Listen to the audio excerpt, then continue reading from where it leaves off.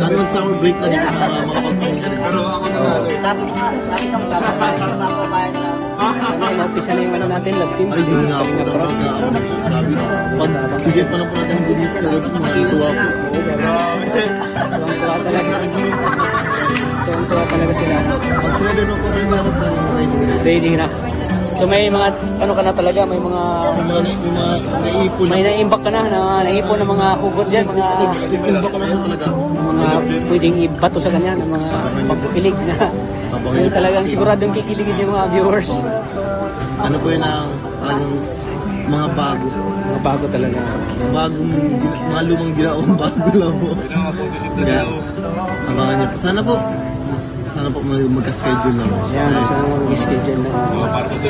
Para din po, talagang yung mga nag-uusay po, hindi na sila, para din sila mapagod mag-intay. Kung maibalik na natin sa sila. At para din po ay si Angelic po tuloy-tuloy pa rin po na tuloy. Tuloy-tuloy yun. Kailangan talaga para tuloy-tuloy yung tulog kay Angelica. Dito talaga. Sana po ay ano po sa channel ko yung Rob, sana ay supportahan nila. Sana mag-boom siya sa channel ko yung Rob. Sana po yung pag-supportan niyo po sa amin. Sana po patuloy niyo pa rin pag-supportahan sa main channel. Lalo po sa main channel na po tayo. Sa main channel na po kaya talagang mas gagalingin to.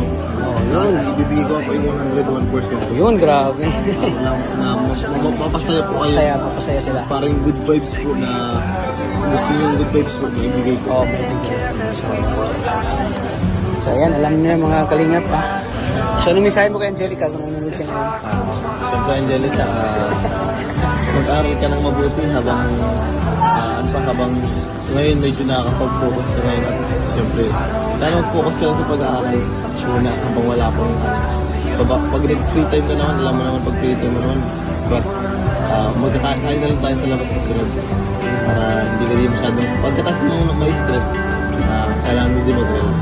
Yun lang, study well, study hard, and see you soon. Itong last itatanong ko sa'yo, Coach, ano ito yung, kumbaga, ito yung gusto malaman ng mga ano, gusto malaman ng mga viewers, ano ba talaga ang totoong nararamdaman mo kay Angelica? Hatsit ako dun kwetas ha? Hatsit? Ano po? May something ka ba nararamdaman o ano? Yung nararamdaman ko na po kay Angelica talaga dito. Ano po yung nararamdaman ko nung simula ko? Naramdaman ko po talaga na may pitik. Ay, mamera!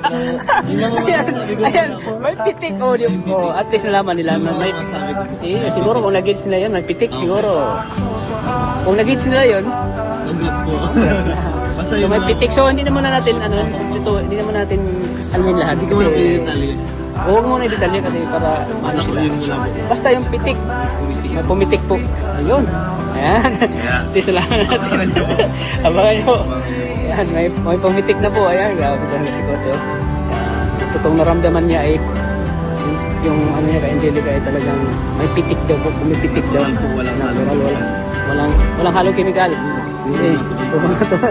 So ayan po. At least naman natin po mga kalingap. Thank you, Coach. Sana ay magkita na kayo ulit ni Angelica para magbanding kayo. Yun po. Si Coach, God bless.